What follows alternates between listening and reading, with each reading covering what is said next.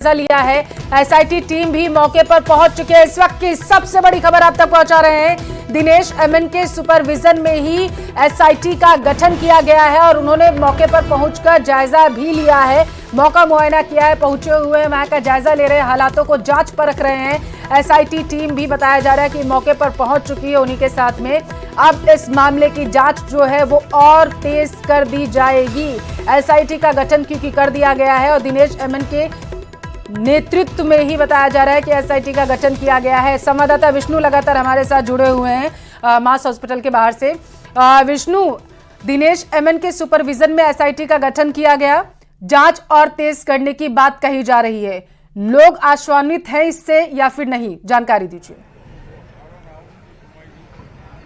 देखिए, इस वक्त की सबसे बड़ी अपडेट न्यूज राजस्थान में हम बता रहे हैं कि एसआईटी का गठन जो किया गया था डीजीपी उमेश मिश्रा की ओर से, और इसी स्पेशल इन्वेस्टिगेशन टीम को की जो कमान है वो एडीजी क्राइम दिनेश एमएन को सौंपी गई थी। उसके इस एसआईटी के गठन के बाद में एडीजी क्राइम दिनेश एमएन आज श्यामनगर में घटनास्थल पर पहुंचे हैं। एसआईटी की टीम ने मौके पर जांच की है। उनके साथ में इस एसआईटी में शामिल एडिशनल एसपी विद्या प्रकाश, उसके अलावा एसपी करण शर्मा जो कि उनकी टीम के बेहद खास माने जाते हैं, उसके अलावा पूर्व additional SP Sanjeev Bhatnagar, head constable Narendra Singh Shekhawat, तमाम जो एक एसआईटी की जो बड़ी टीम गठित की गई थी। स्पेशल ये जो पुलिस के ऑफिसर्स हैं जो लगातार कई बड़े ऑपरेशंस में दिनेश एमएन के साथ में काम करते आए हैं, तो आज एसआईटी की टीम के सभी सदस्य श्यामनगर इलाके में आज वो लोग मौके पर पहुंचे हैं। वहां पर घटनास्थल का जांच किया गया।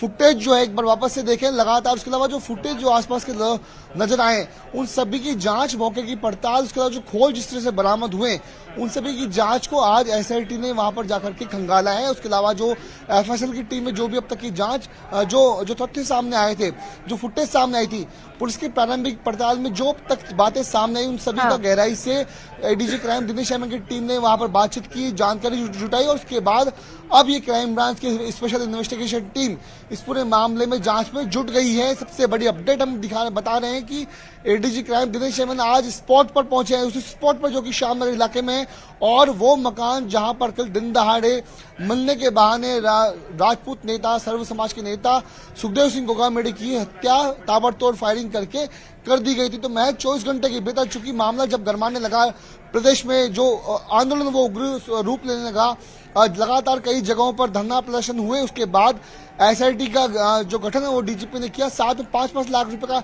इनाम भी। विष्णु, वाहनों को लेकर के कुछ अपडेट मिल पाया क्या, जो हत्या में जिन वाहनों का इस्तेमाल किया गया था?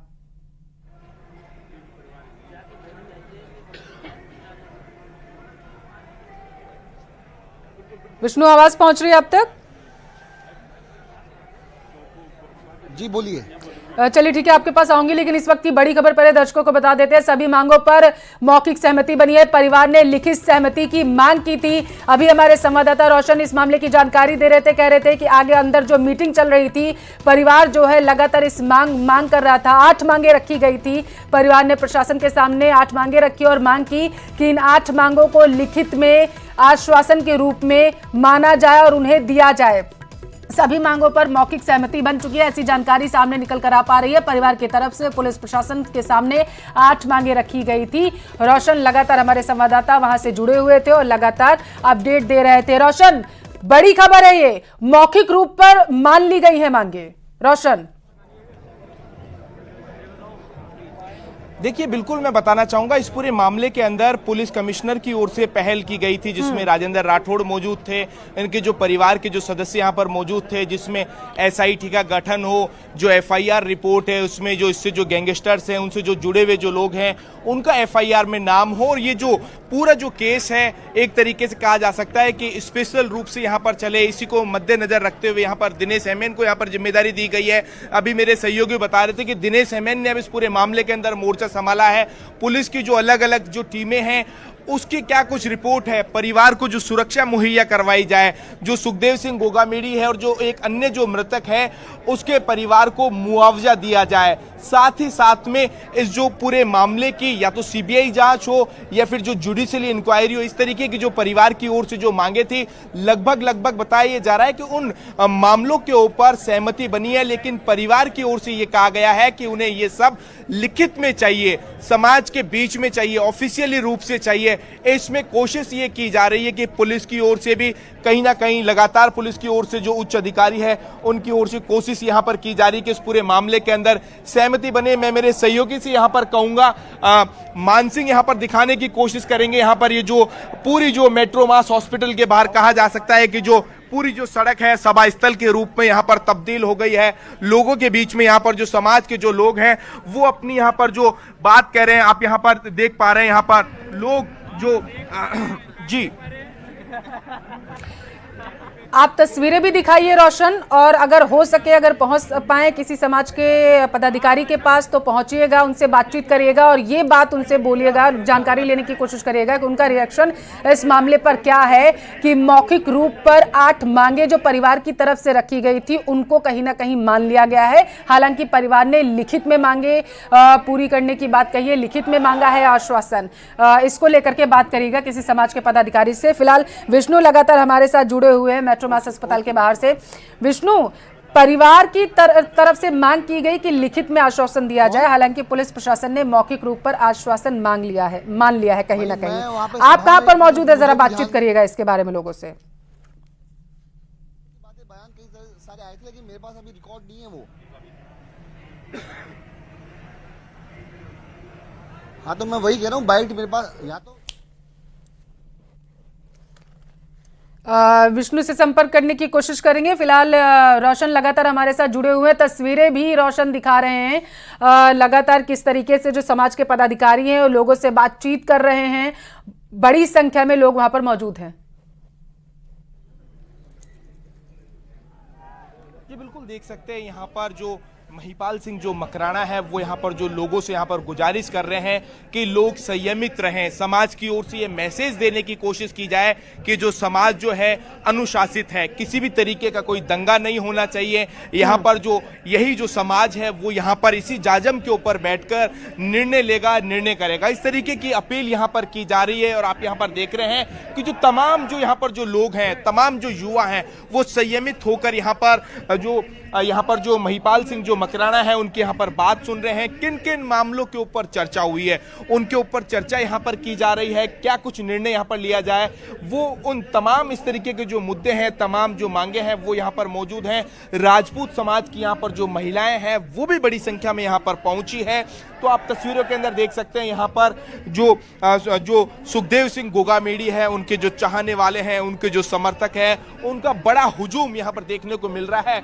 मेट्रो मास हॉस्पिटल के बाहर यहाँ पर देख सकते हैं, मेरे सहयोगी यहाँ पर दिखाने की कोशिश कर रहे हैं मानसिंह, लोगों की यहाँ पर भारी जो भीड़ है वो देखने को मिल सकती है। लोग यहाँ पर छतों के ऊपर चढ़े हुए हैं, बड़े गंभीरता से यहाँ पर इस पूरे घटनाक्रम के ऊपर अपनी नजरें बनाए हुए हैं। हर कोई जानना चाहता है, हर कोई सुनना चाहता है। ये जो दोषी है उनके खिलाफ हर कोई ये चाहता है कि जो सख्त जो है वो एक्शन हो। मांग यही की जा रही है। चंद्रशेखर भी लगातार हमारे साथ जुड़े हुए हैं जोधपुर से। चंद्रशेखर, आपने सुना अभी रोशन ने जानकारी दी कि परिवार ने 8 मांगे रखी थी मौखिक रूप पर, पुलिस प्रशासन ने इन मांगों को मान लिया है। लिखित रूप पर हालांकि परिवार की तरफ से मांग की गई थी कि लिखित में उन्हें आश्वासन दिया जाए। जरा बात करिएगा क्योंकि अभी कुछ देर पहले समाज के पदाधिकारियों ने ज्ञापन भी सौंपा था। चंद्रशेखर जी निश्चित तौर पे हम जो है बात करने का प्रयास करेंगे। जो समाज के पदाधिकारी है यहाँ पर मौजूद है। सर, सवाल यह है कि जो परिवार की तरफ से 8 मांगे मांगी गई थी उसको लिखित रूप से भी मान लिया गया है, एसआईटी को गठित कर दिया गया है। लिखित रूप से नहीं, मौखिक रूप से चंद्रशेखर अभी माना गया है पुलिस प्रशासन की तरफ से। क्षमा करें, मौखिक रूप से जो है माना गया, लेकिन परिवार इस बात ने जो है लिखित रूप से मांगी थी। दिनेश एमएन के नेतृत्व में एसआईटी गठित की गई है और 5-5 लाख रुपए का जो है इनाम घोषित किया जा रहा है। तो इसको कैसे देखते हैं और क्या अब जो है पुलिस की कार्रवाई लगातार जारी है, लगातार कर रहे हैं प्रयास, तो इसको लेकर क्या देखते हैं? सर, मैं ये कह रहा हूँ, ये तो पहले तो सादर नमन, बहुत दुखद घटना है। सेकंड, मेरा जो एक विषय है, मैं भी एक वकील हूँ, मेरा ये है कि आज कल से जो 2 व्यक्तियों जिन्होंने जो शूटर थे उनके अगर गिरफ्तारी हुई है तो उनका नाम क्यों नहीं खोल रहे हैं? आज काफी टाइम से सवाल कल से चल रहा है, ये कह रहे हैं हमने गिरफ्तार किया, ये डाउटफुल है सारा मामला। इसमें स्पष्ट एसआईटी, ठीक है, दिनेश एनएम साहब को मैं जानता हूं निजी तौर पर, बहुत अच्छी जांच कर सकते हैं, पर फिर भी जो है आज की स्थिति तो ये है कि सबसे पहले इस संगठित अपराध का जो है कैसे भी करके इनको जो है 4 डिस्ट्रिक्ट, दिल्ली, यूपी, पंजाब एंड राजस्थान, इन चारों की एक संगठित एसआईटी बना, जब तक आप ये नहीं बनाओगे, इसका संगठित पुलिस वालों का आपस में कोऑर्डिनेशन नहीं होगा, ये अपराध यहाँ इनमें इन चारों राज्यों में रुकना नहीं है। आए दिन ये जो एनकाउंटर भी हो रहे हैं और हत्याएं भी हो रही है। तो देखिए यहाँ पे जो बात की जा रही है कि निश्चित तौर पर दिनेश एमएन के नाम पर कहीं ना कहीं लोगों को लगता है कि अब जांच जो है सही तरीके से होगी, लेकिन सबसे बड़ी बात जो की जा रही है, एक बड़ा जो उन्होंने पॉइंट रखा सामने, वो वास्तव में प्रभावी नजर आता है कि कहीं ना कहीं 4 राज्यों की एक मिलकर एसआईटी यदि गठित की जाए तो जिस तरह से लगातार जो रंगदारी के खेल है, शूटिंग के खेल है, इन पर कहीं ना कहीं लगाम लगाने में सफलता मिल सकती है। फिलहाल जो है राजपूत समाज की तरफ से ज्ञापन सौंपा गया है, बाहर बड़ी संख्या में जो है लोग मौजूद है और हमारे साथ समाज के जो अगवा है गजेंद्र सिंह जी, उनसे बात करेंगे। सर, एक एसआईटी गठित की गई है दिनेश एमएन के नेतृत्व में, इसके अलावा 5-5 लाख रुपए इनाम रखा गया और जो मांगी गई थी 8 मांगे, उनको मौखिक रूप में मांग लिया गया। मौखिक रूप में मान लिया गया है, बहुत अच्छी बात है। सरकार ने SIT special investigation team Dinesh MN जो जेम्स बॉन्ड है राजस्थान पुलिस के, उनके नेतृत्व में अगर ऐसी कमेटी गठित की है तो दिखती बात है इसका निर्णय निकलना लगभग तय सा लगता है। पर ये सब चीजें हमेशा घटना के बाद ही क्यों की जाती है? हमारे यहाँ पे पुलिस कोई प्रिवेंटिव एक्शन का भी सिस्टम होता है, जैसे 107, 151 की जो हमारे धाराएं दे रखी है, ये प्रिवेंटिव धाराएं हैं, मतलब घटना होने से पहले कर ली जाए। जब लगातार निरंतर सुखदेव सिंह जी ने एक लिखित में पुलिस से मिलके, डीजी से मिलके, कमिश्नर से मिलके कहा कि मेरी जान को खतरा है, उस वक्त अगर कुछ किया होता तो आज ये नौबत नहीं आती। और ओवरऑल अगर मैं बात करता हूं, ये मौखिक आदेश, एसआईटी, दिनेश एमएन, ये सब एक दिखावा है, होना कुछ नहीं है इससे, कुछ नहीं होना इससे। कैसे इस आंदोलन को डाइल्यूट करें, कैसे इसको हम ठंडा करें, इसको दिशाहीन करें, कैसे इसको बाइफोकेट करें, कैसे इसको कॉन्ट्राडिक्ट करें, आपस में मत विरोधाभासी स्टेटमेंट्स आने शुरू कर जाए। जब जब सरकार कहीं फंसती है, आके कोई षड्यंत्र में जब सरकार फंसती है तो उस षड्यंत्र से सरकार ऐसे ही निकलती है। ये एक नजरों का धोखा है, एसआईटी है या मौखिक जो भी इन्होंने 8 आदेश दिए हैं, ये बरगलाने के लिए दिए हैं, होना कुछ नहीं है। आप उनको अरेस्ट भी कर लोगे, पहली बात तो कितने दिन में करोगे, क्या करोगे, एक अलग बात है। अगर आप कर भी लेते हैं तो प्रक्रिया के तहत आपको चलना पड़ेगा और प्रक्रिया के तहत सजा होती नहीं है। जैसे ही इनको पता चला, जैसे ही प्रशासन को पता चला कि इनका डीजीपी और इनका कमिश्नर आप मान ली गई है जैसे बर्खास्त करने की, मैं तो ये कह रहा हूं कि जो मौका घटना जहां वारदात हुई है, ऐसा नहीं हो कि ये लोग वहां से सबूत गायब कर दें और बाद में जो मुल्जिम है वो साफ निकल जाए बच के।